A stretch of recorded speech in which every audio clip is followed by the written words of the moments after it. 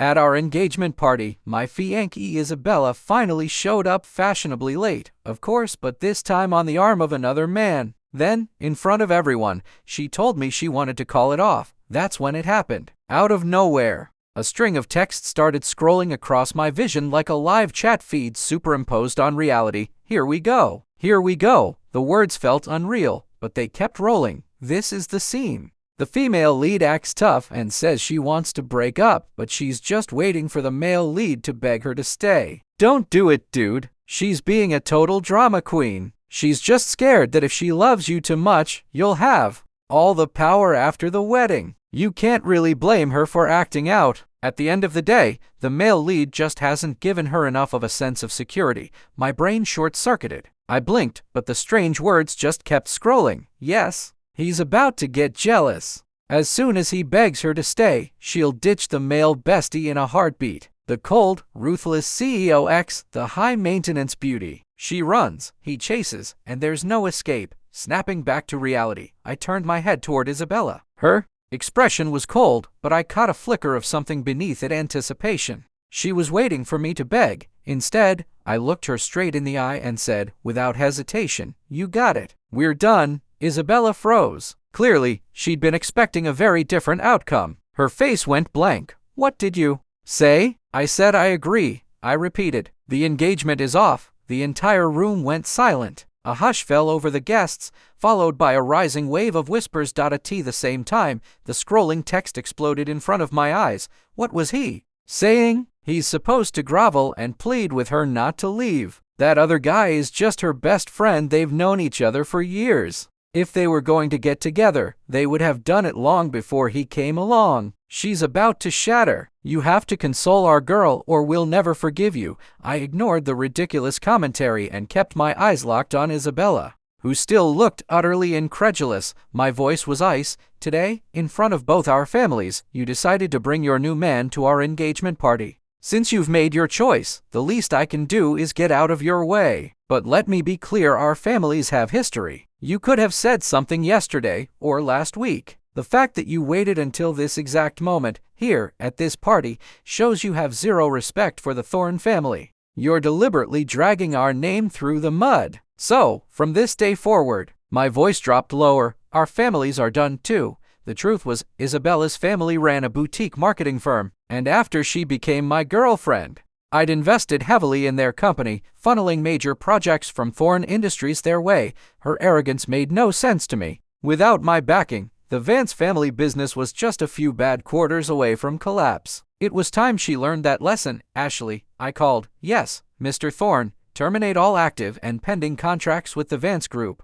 Immediately, Ashley, my executive assistant, had been glaring daggers at Isabella since the party began. At my order, she practically sprinted out of the room to make the calls, as if afraid I might change my mind if she waited even a second. My parents, who moments earlier had looked furious, visibly relaxed the instant they saw how decisively I'd acted.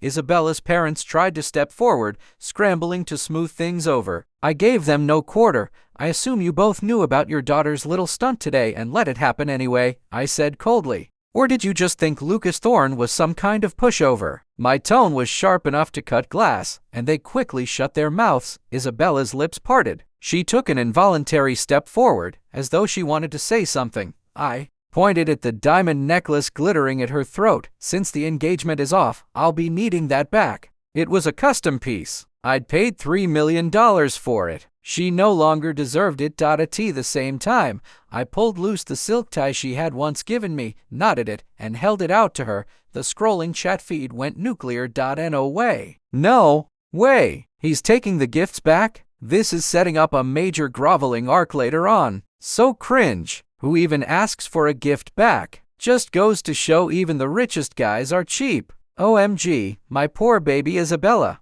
She was just testing him, and he gave up without even trying. I knew I shouldn't believe in love. Crying emoji. When Isabella saw me remove the tie, her expression flickered with disbelief. Then her face shifted through a storm of emotions before she finally softened her tone, lowering her voice so only I could hear. "Lucas, I know you don't really want this," she whispered. "You've only ever loved me. We have too much history to just throw it all away. She paused, then delivered her ultimatum. Beg me. Promise me that from now on, I come first no matter what. If you do that, I might reconsider. My mother, standing nearby, had heard enough. She stormed over, unclasped the necklace from Isabella's neck with a furious snap, and spat. What kind of nonsense is that? Plenty of women would kill to be with my son. You're not the only one. This engagement is over. Go. Get out. Not a minute later, my father stepped in, seeing that my mother was about to explode. He turned to Isabella's parents. The engagement is off. I don't think there's any reason for you to stay. And with that, he and my mother went off to mingle with our relatives and friends, leaving the Vance family standing alone, humiliated. They slinked away without another word. The chat feed was still buzzing in front of me. No. Are we fast-forwarding to the finale already? This is all the male lead's fault. His stupid pride got in the way. Doesn't he know pride is worthless? Why couldn't he just swallow it and comfort her? She's furious. The consequences will be severe. The only way he gets her forgiveness is if he gets on his knees. Isabella remained frozen in place. Her so-called best friend, Chad Miller, chose that moment to make his move. His voice rang out deliberately loud. Izzy, aren't you happy? This is what you wanted. Isabella's jaw tightened. She forced the word out through clenched teeth. Happy. I'm ecstatic. Chad shot me a smug, triumphant look. Lucas, you wanted this all along, didn't you? You were just jealous of my friendship with Izzy. For a guy like you, you're incredibly petty. Izzy is an amazing woman. I'll take good care of her. You're going to regret losing her. The scrolling text surged again. Oh, here we go. The drama is starting. 2 guys, 1 girl. This is going to be good. He's jealous. Don't let her go, you fool. Fight, fight, fight. We want a testosterone-fueled showdown. I gave Chad a lazy, dismissive glance. Then I went for the kill. Are you a recycling plant? I asked flatly, because you seem to specialize in taking in trash. His face fell instantly. The engagement ends, and not 5 minutes later, you're swooping in to pick up the scraps. Were you a hyena in a past life? I didn't stop there. My voice dripped with contempt. I don't know if I'll regret it or not, but let me give you some man-to-man advice. Watch your back. You don't want to be the last one to know you're a fool. My words hit Chad like a physical blow. His face turned red, then pale, cycling between the two as if he couldn't decide which one he hated more. He pointed a trembling finger at me. Isabella is a woman. How can you, a grown man, talk about her like that? When I said I'd take care of her, I meant as a friend. You're just twisting our pure friendship into something ugly. His voice rose, meant for everyone to hear. With what you just said, you've destroyed any chance of getting back together with her. But his eyes flickered toward Isabella with a glint of hope he couldn't quite hide. The chat feed lit up again. Oh man, Lucas's insults are legendary. A recycling plant. A hyena. But dude, you're missing the point. He just called the female lead trash too. Oh crap, he really pissed her off now. The other guy is actually going to get the girl. Isabella, fight back. Find a way to slap him in the face metaphorically. Isabella's face had gone pale. She tugged on Chad's sleeve, her voice urgent. Chad, stop it. Then she turned to me. Her expression was complicated, a storm of emotions, but behind it, I saw calculation. Finally, she spoke, her tone laced with entitlement. Lucas, we were together for 3 years. A woman's youth is precious. If you're ending this today, you owe me compensation. She squared her shoulders, her chin tilted high. $30 million and a penthouse on Park Avenue. That's my price, Isabella declared, her voice sharp as glass. You're a thorn, she added dismissively. You can afford it. It's nothing to you. Let's just call it a clean break. The chat feed flickered in front of me. Is this the same female lead I know? Demanding a payout for her wasted youth doesn't seem right. Why not? A woman's prime years are priceless. That jerk wasted 3 years of her life. He should absolutely pay up. Don't let him off easy. She can't be serious. Maybe she's just saying this to make him come to his senses. A desperate gambit to get him back. I'm holding out hope. I stood there stunned. So when manipulation failed, her backup plan was straight-up extortion. I gave a cold laugh. And if I say no? Isabella's face hardened instantly. If you don't pay, she snapped, I'll post everything online. I'll tell the world you slept with me for years and then threw me away. The public will support me. After all, she added with a smirk, I'm the woman. No one would believe I'd lie about my own reputation. Let's see who will be willing to marry you then. The scrolling comments went wild. Holy crap. Did I hear that right? Is this gold digger really our female lead? A roundhouse kicker in the next week. But maybe she's just trying to force him to marry her. She still loves him deep down, right? To the person above, if you're not using your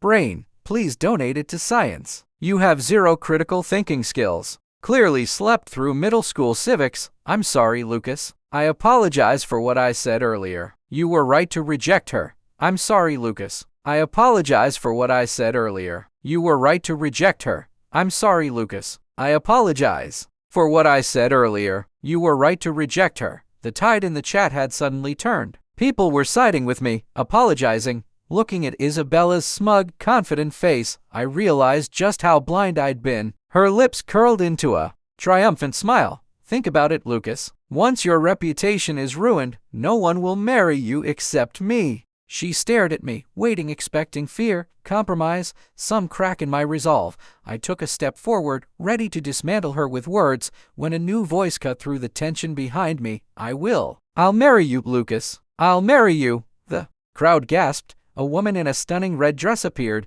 her hair tied high in a ponytail, looking like a vibrant rose in full bloom. She strode forward in high heels, brushing past Isabella with a sharp, deliberate shove. She stopped right in front of me, eyes sparkling as she waved. Lucas, it's me, Chloe Reed. We sat next to each other in elementary school. The chat feed nearly exploded. Whoa, isn't that the cannon fodder supporting character? The one who's been in love with him for years and moved overseas when she heard he was engaged. Poor girl. I heard she cried all night yesterday when she got the engagement announcement. Then today, she heard Isabella was calling it off and immediately booked a flight back. Lucas, open your eyes. Someone has been loving you quietly from the shadows this whole time. Serves Isabella right for being so extra and bringing her bestie to the party. Now a real rival has shown up and she's furious. Haha, more drama. I stared at the gorgeous woman in front of me, trying to reconcile her with the chubby, bossy little girl from my memories, Chloe.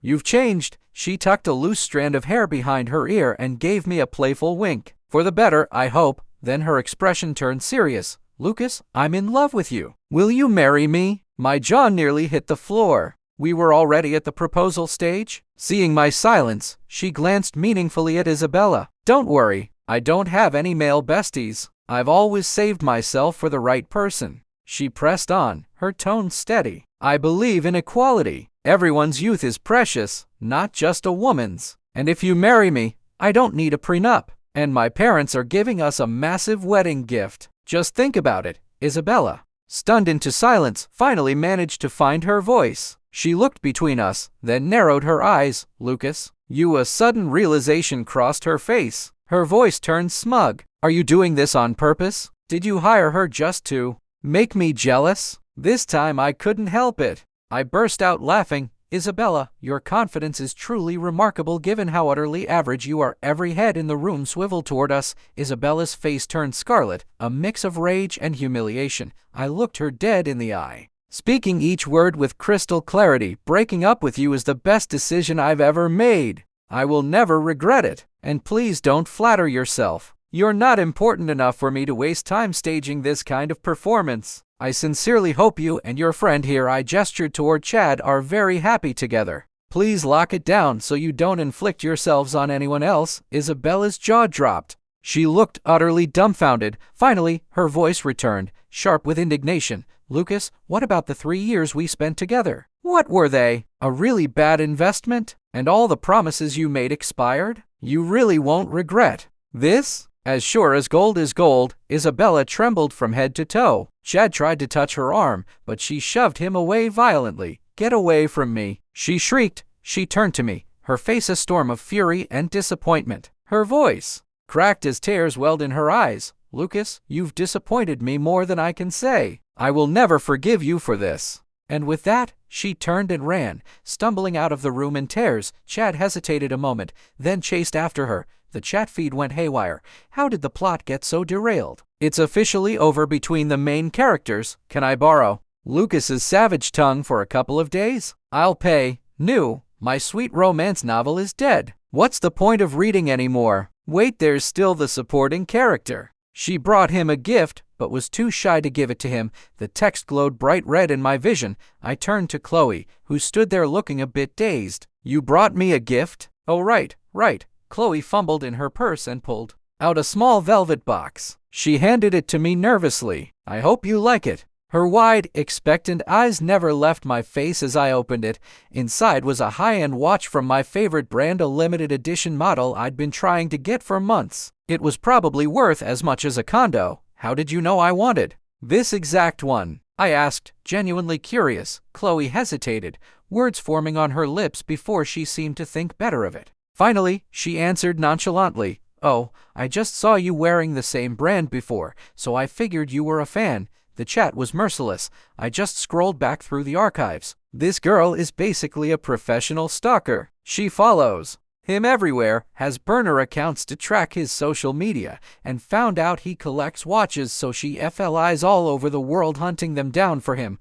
I heard he likes pastries, so she hired a master pastry chef to teach her. She ended up making a brick of charcoal, cried for 2 days, and then just bought several bakeries instead. I'm dead. This is true love. Girl, you are down bad. Reading the comments, I couldn't suppress another laugh. I took the watch out and fastened it onto my wrist. Chloe's eyes widened, and a deep blush spread across her cheeks. She stammered, "Lucas, does this mean you'll marry me? I mean, you're accepting my proposal?" I smiled. "I think we should probably get to know each other a little first. See if we're a good fit." A mischievous glint sparked in Chloe's eyes. "Okay, how about we start with a drink?" I opened my eyes, my head pounding. I rolled over and found myself staring straight into another pair of eyes. I jolted awake instantly. "You're up," Chloe said softly. She was lying beside me, wearing only a thin camisole, her skin exposed, gazing up at me with an expression of pure innocence. I looked around at the unfamiliar room. Where are we? My apartment. My brain exploded. I threw back the covers and realized I was completely naked. I glanced at Chloe and noticed several fresh hickeys along her neck. Flashes from last night came back. Drinks. Too many of them. She'd said she'd take me home, but instead she'd brought me to her bed. "I'm so sorry," I muttered, rubbing my temples. "Last night is a blur." Realizing how that sounded, I quickly added, "I don't mean it like that. If this was my fault, I'll take full responsibility." As the words left my mouth, a flood of red comments filled my vision. "Holy yes, they slept together. See, Shelloy, I kneel before you." She knew he was a lightweight, so she got him drunk on purpose and took him home. A true genius. Her love for him is basically an obsession. Even knowing he didn't love her back, she was determined to give him her first time. This is what real love looks like. After she found out he was engaged, she was planning on staying single for the rest of her life. Chloe finished getting dressed, her expression unreadable. Then she put on a bright smile and said breezily, "It wasn't your fault. You got sick all over yourself last night. I had to take your clothes off to clean you up, and you had to take your own off too. I thought about it, but kept it to myself. You promised yesterday that we could start as friends," Chloe said, her voice soft but firm. "You can't go back on your word." I saw the intense hope and affection in her eyes. She was young, beautiful, from a good family, and she genuinely loved me. According to the comments, she was even willing to be alone forever for my sake. I couldn't bring myself to crush a heart that pure. You only live once. You might as well do something crazy. I stopped overthinking it, looked into her gentle eyes, and spoke with complete sincerity. "Let's get married. I promise I'll do my best to be a good husband." The chat feed went berserk. It was a non-stop stream of fireworks. "Oh my God, yes. Marriage first, love later." My favorite trope, more please, is the original female lead completely out of the picture. Now, for real, I hereby declare that from this moment forward, Chloe Reed is the new female lead. You two get married right now on the spot. On Monday, Chloe and I went to City Hall and got our marriage license. We were officially husband and wife. I know this was sudden, but I've cleared my schedule for a few days. How about we get out of the city for a bit, just to relax? I asked.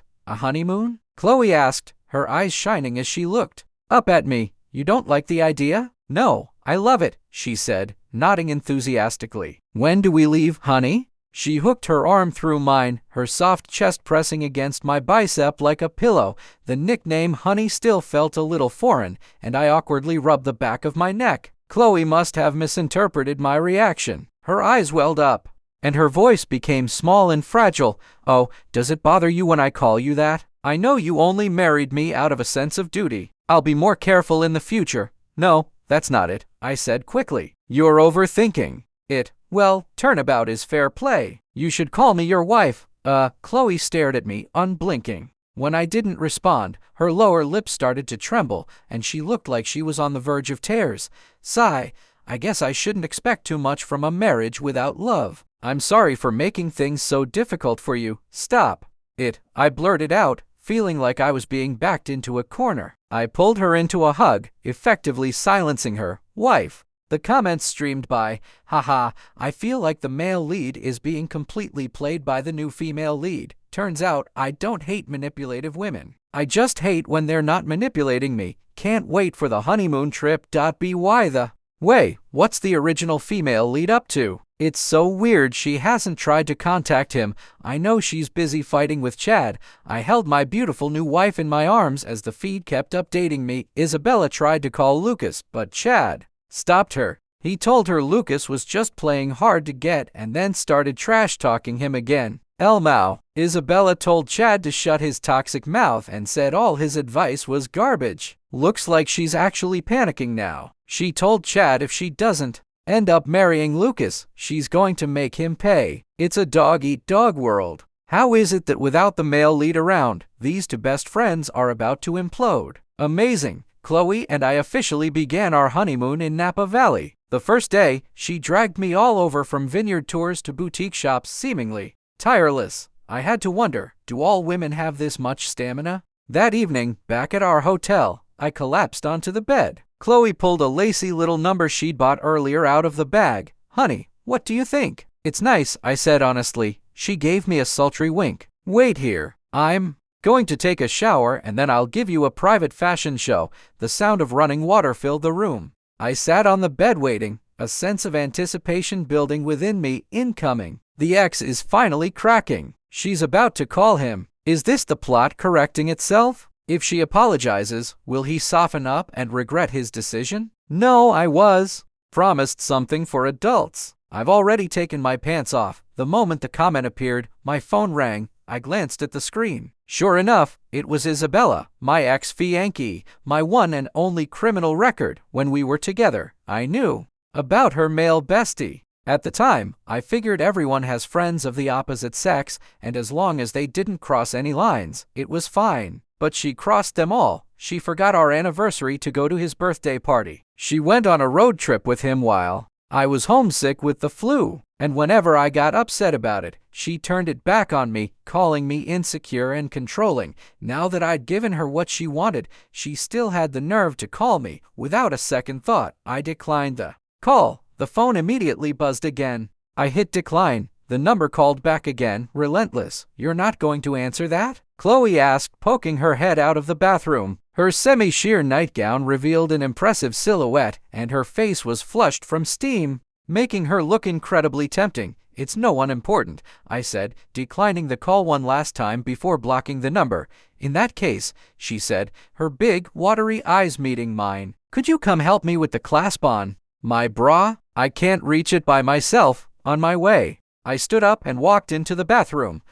What is this that my premium membership can't see? Why is it all pixelated? I demand unrated HD uncensored now. And at that moment, the heart of an action movie aficionado quietly broke. After a few days of indulgence, our honeymoon came to an end. Back at the office, my first day was interrupted by a call from an unknown number. The second I heard Isabella's voice, I hung up and blocked it. At the end of the day, I walked out of Thorn Industries headquarters to find Chloe waiting for me by the curb. "Honey, I came to pick you up from work," she said, waving with a bright smile. "Let's go home together." I took her hand and gently brushed a stray hair from her forehead. My assistant, Ashley, walked past, giving us a playful smile. "Mr. Thorne, you and Mrs. Thorne are such a perfect couple." Just then, a figure approached from down the street. It was a familiar face, though she looked haggard and stressed. Lucas, why won't you answer my calls? You blocked me, Isabella demanded, her brow furrowed. The chat feed lit up. Yes, here it is. The dramatic confrontation. Too bad he's a married man now. The ex-girlfriend is officially too late, but they were together for years. What if he still has feelings for her? I looked at Isabella, my face a blank mask. We broke up. Why would I answer your calls? What? Did your male bestie run out of bad advice for you? Isabella's face darkened. So, you're still hung up on Chad? I've told you a million times we're just friends. We could sleep in the same bed and nothing would happen. She suddenly noticed my hand intertwined with Chloe's and angrily grabbed my arm. Who is she? Why are you holding her hand? Chloe arched an eyebrow and stepped between us. Miss, I don't think it's appropriate to be grabbing another woman's husband in public, do you? Lucas is my fiancé. What does it have to do with you? Who do you think you are? Isabella shot back. Chloe frowned, then dramatically threw herself into my arms, pressing her cheek against my chest. Sigh. I'm just Lucas's plain, ordinary wife. I can't possibly compare to his glamorous ex-fiancée. Chloe is so delightfully petty. I love it. Isabella is not in the same league. Let's watch Chloe verbally dismantle her for Lucas's sake.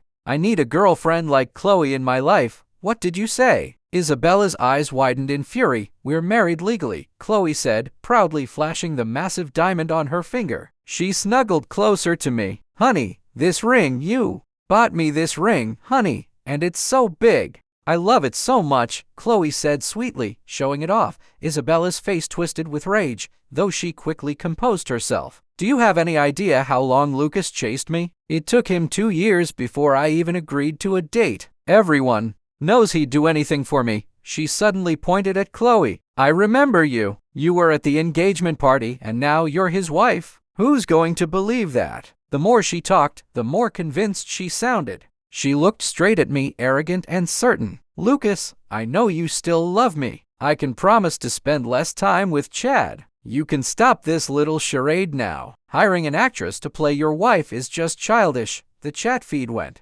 wild. Ma'am, who gave you this much confidence? Was it Congress? If I had half of Isabella's self-assurance, I could probably be president. I want to crack her head open just to see what's inside. Reminder, if you do that, you'll probably just get your hand dirty. I almost laughed out loud at her absurdity. What kind of twisted logic was she running on? I'd made it crystal clear the day of the party that we were over. I ignored her calls, blocked her number. My position couldn't have been more obvious. And yet she still thought I was just playing hard to get, that I couldn't live without her. At that moment, I was done being polite. Isabella, if you don't have a mirror, find a puddle. Take a good, long look at yourself and ask what makes you think I'd ever want you back. My voice was low and dangerous. I loved you once, that's true, but that doesn't mean I'll tolerate your insanity forever. If you ever speak to my wife disrespectfully again, I'll show you exactly what I'm capable of. From now on, stay out of my sight. Your presence pollutes the air. Her mouth dropped open, tears spilling down her cheeks.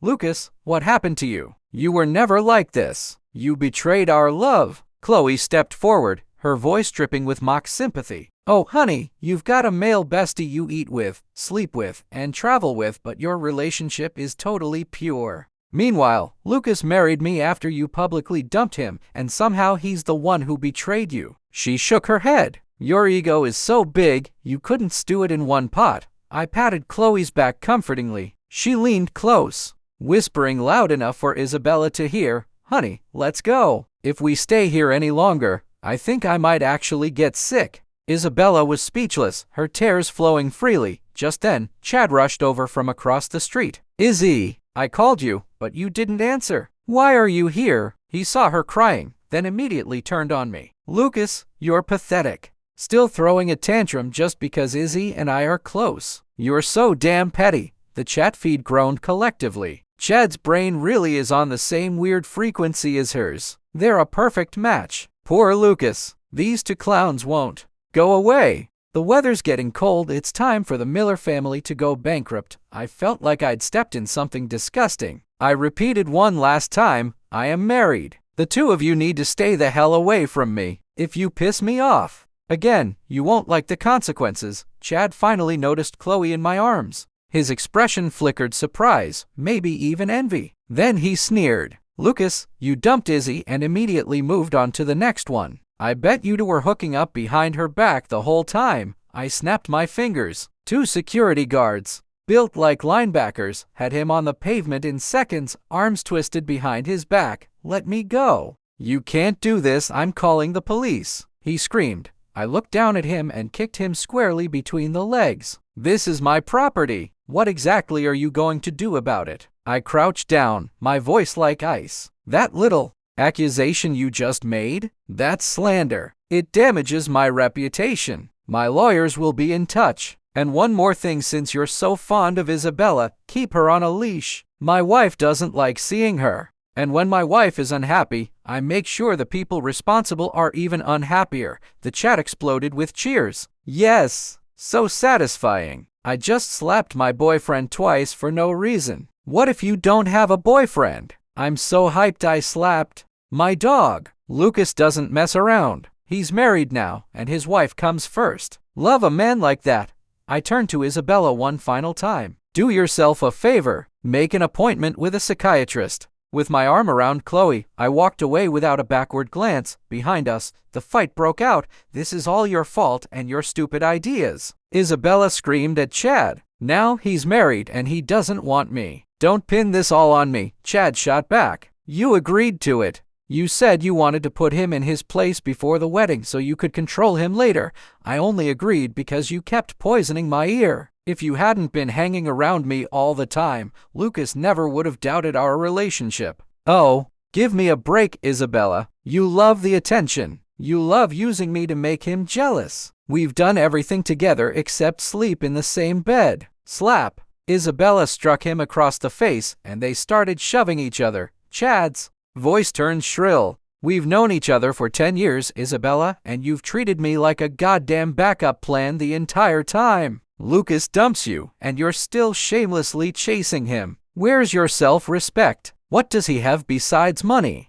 Is that all you ever cared about? Shut up! Shut up!" Isabella screamed, hitting him again and again. Once we were in the car, Chloe turned to me with a sly grin. "Honey, your taste in women used to be terrible. My standards have improved," I said, leaning over to kiss her. The driver started the car and we pulled away. On our wedding day, stray comments floated across my vision. Big news. The ex-girlfriend tried to crash the wedding but got stopped by security. She looks unstable. Chad's still running his mouth about Lucas. Isabella told him to shut up. Wait, something's off. She looks like she wants to kill someone. I was sliding the ring on Chloe's finger, lifting her veil for the kiss, when the chat went berserk. Holy sh! Holy sh! Holy sh! It's a murder. She stabbed him. Isabella just stabbed Chad. There's so much blood. She's lost her mind, keeps stabbing him and screaming, "It's all your fault." No one dares go near. By the time the cops arrived, Chad was gone.